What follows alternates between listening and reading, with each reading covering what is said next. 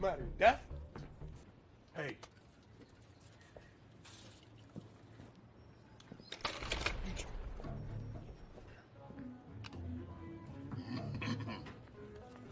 My favorite. Classic, but with enough splatter to let him know you mean it.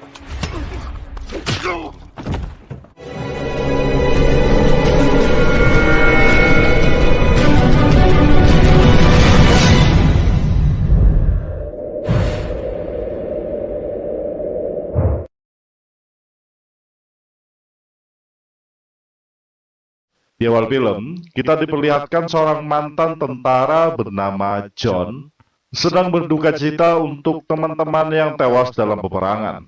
Dengan rasa bersalahnya, John berniat bunuh diri.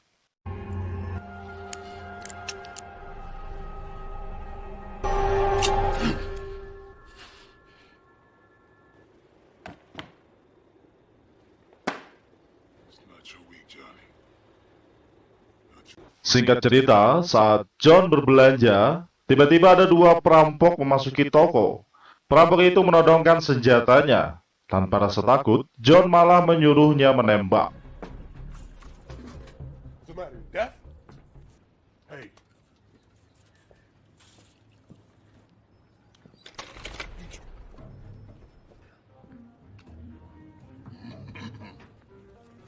My favorite. Classic, but with enough splatter to let him know you mean it.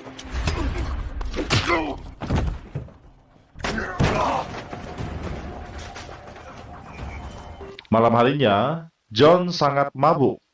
Ia kembali mengingat masa ketika peperangan hingga melihat semua temannya yang tewas. Esok harinya, John terbangun karena adiknya bernama Cindy datang. John meminta maaf karena tidak bisa menjemputnya. I'm sorry. I don't know what happened. Setelah itu, mereka makan di sebuah restoran. Ketika di rumah, Cindy melihat John yang sedang tertidur. Karena tidak ingin mengganggu, ia pergi tanpa berpamitan menuju Brazil. Berpindah ke sebuah kota di Brazil bernama Pevalis, terlihat dua polisi bernama Katrina dan Pulo. Ia diberitahu seorang anak kecil yang melihat mayat Cindy tergeletak di bebatuan.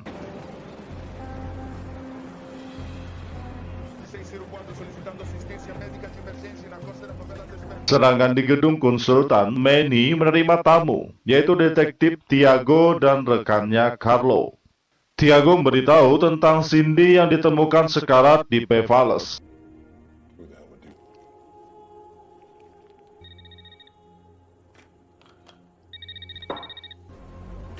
What? I'm on my way. Berpindah ke Pevalis, warga di sana sedang bersenang-senang dengan budaya mereka. Tiba-tiba, Tiago bersama beberapa anak buahnya datang. Ia menangkap seorang pedagang senjata di sana.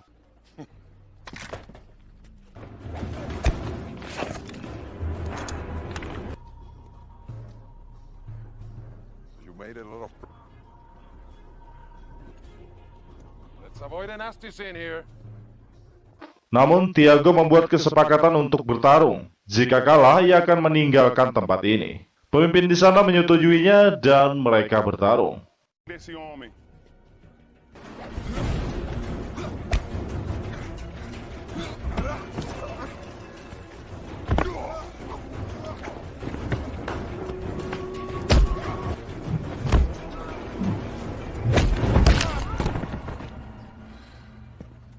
Berpindah ke John, ketika sampai ia bertemu Manny.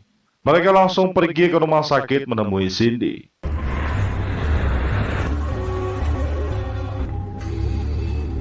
Saat di rumah sakit, terlihat raut wajah John sangat bersedih melihat adiknya yang sekarat.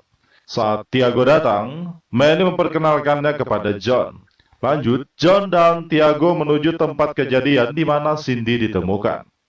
Saat sampai di Pevalis, Tiago menyerahkan John kepada Katrina untuk melihat tempat kejadian. Oficial da Silva.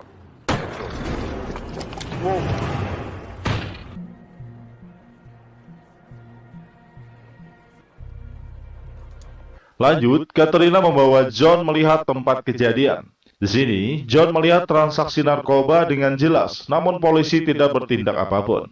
Katrina mengatakan tempat ini sudah dilupakan pemerintah, sehingga hanya para bandar narkoba yang membiayai semua orang di sini. Dengan imbalan, warga di sini melindungi pengedar tersebut. Kemudian, John pergi ke rumah sakit. Di kamar Cindy, ia melihat seorang perawat menyuntikkan sesuatu.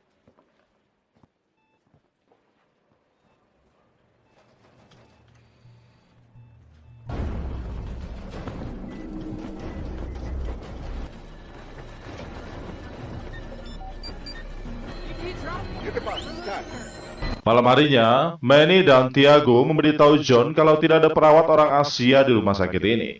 John meminta Tiago mengirimkan seseorang menjaga adiknya, agar hal yang sama tidak terulang lagi. Esok harinya, di Palace, John melihat penjual narkoba bernama Kuka memakai kalung adiknya. John mencoba bertanya, namun karena kendala bahasa, mereka tidak saling mengerti. Excuse me. Do you know this woman?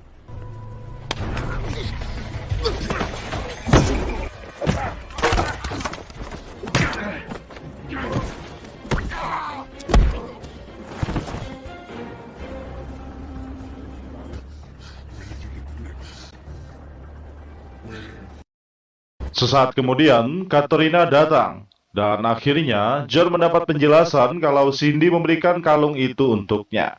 Kuka memperlihatkan foto adiknya yang hilang bersama Cindy. Lanjut, Kuka membawanya ke rumah dan memberikan buku Cindy yang ia temukan.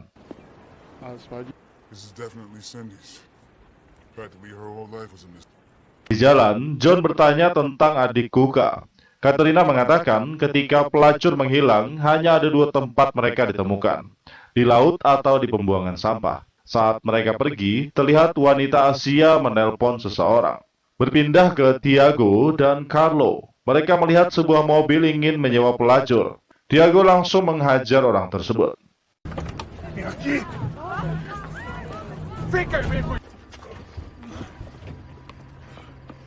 Kembali ke John, saat berada di sebuah bar, ia menemukan petunjuk seperti nomor telepon di buku catatan Cindy.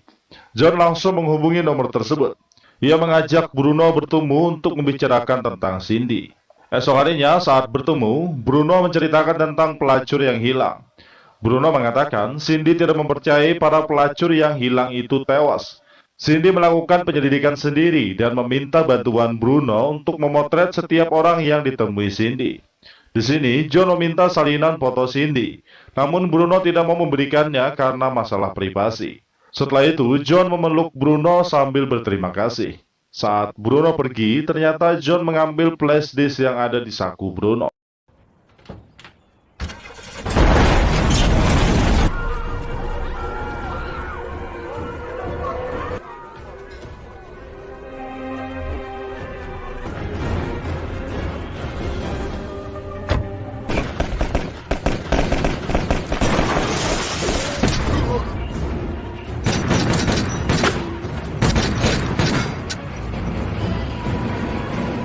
Lanjut, John dan Manny memeriksa isi flash disk milik Bruno. Ia menemukan sebuah nama bar untuk menemukan orang bernama Lima. John langsung menuju bar tersebut.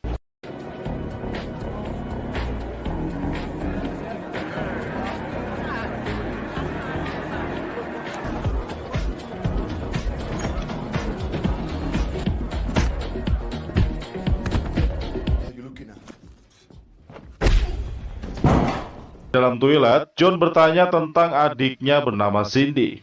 Lima mengatakan kalau ia sudah tidak mengingatnya. Di sini, John langsung menyiksa Lima di toilet. Hingga akhirnya, Lima mengatakannya kalau anak buah kliennya mengikuti Cindy kemanapun ia pergi.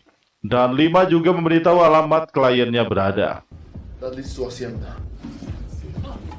Berpindah ke Tiago, ia mempersiapkan semua anak buahnya untuk menangkap pedagang narkoba yang berada di Palace.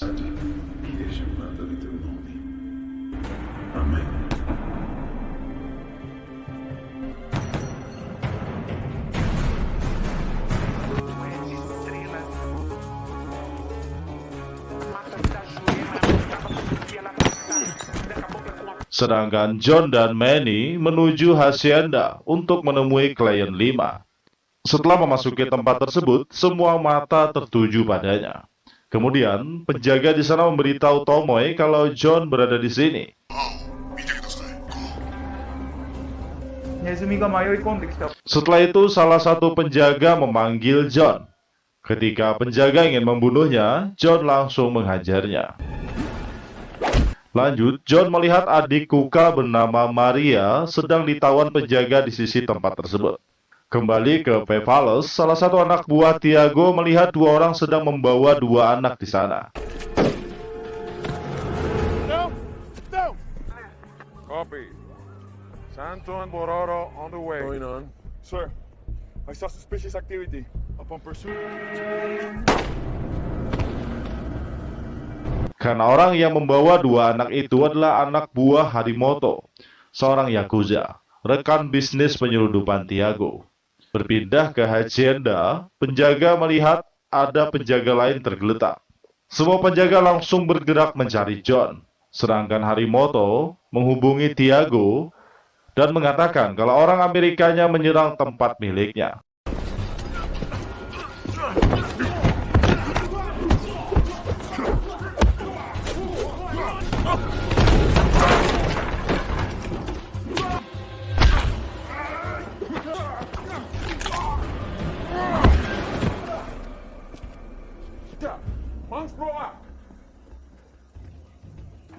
They had something to do with it.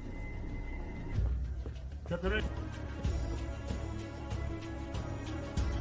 Di sini, Harimoto membunuh 5 karena kehilangan koper berisi berkas penyeludupan. Jewel steal.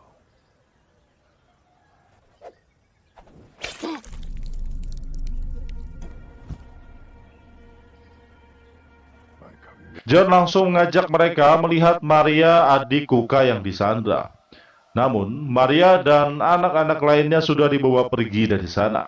Lanjut, John mengatakan tentang dokumen penyeludupan anak-anak tersebut. Di sini, Tiago meminta semua dokumen itu karena ia yang akan mengatasinya. Ketika John ingin dibawa ke hotel, ia memikirkan kenapa Tiago mengetahui kalau tas itu milik 5. Lanjut, John menyuruh Katrina memastikan adiknya baik-baik saja di rumah sakit. Sedangkan John sendiri pergi dari sana mengikuti Tiago. Berpindah ke Tomoe, saat ingin membunuh Cindy, Katrina datang. Ia langsung menembak Tomoe hingga tewas. Kembali ke Tiago dan Carlo, mereka sampai di dermaga. Sedangkan John bersembunyi di bagasi mobil Tiago. Di sana, ia melihat Tiago memberikan koper itu kepada Harimoto. John langsung menghubungi Manny dan menyuruhnya untuk mengerahkan polisi ke dermaga karena Tiago telah berkhianat. Saat Harimoto bersama yang lainnya sedang berjalan, tiba-tiba terdengar suara tembakan.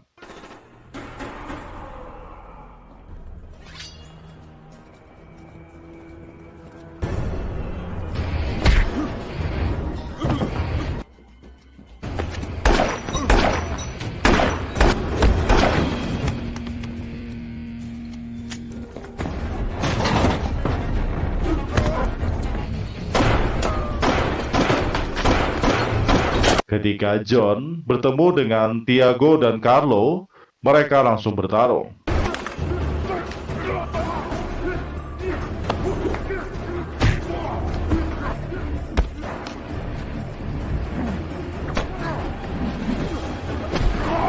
Tiba-tiba, Harimoto datang. Kini John sendirian melawan mereka bertiga.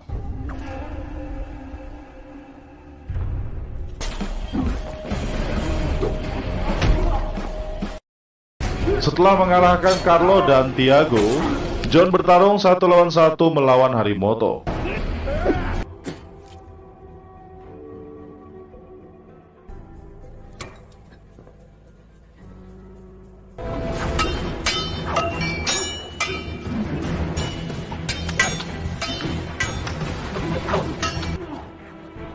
Kemudian, Tiago memberikan sebuah kunci daftar orang yang dibunuh Harimoto.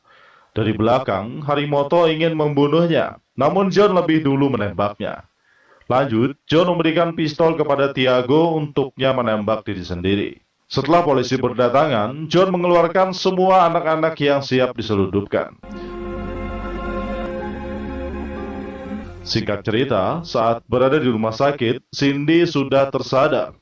Namun dokter mengatakan ini membutuhkan waktu yang sangat lama untuk penyembuhannya, karena trauma di kepala Cindy sangat parah. Kemudian, John dan Manny bertemu di sebuah tempat di tepi pantai. Di sini, Manny menawarkan pekerjaan sebagai agen khusus pemerintah. Awalnya, John menolak, namun Manny mengatakan, jika kau bersedia, semua biaya rumah sakit adikmu akan ditanggung pemerintah. Mendengar itu, John langsung menerima tawaran Manny. Selanjutnya, film pun berakhir.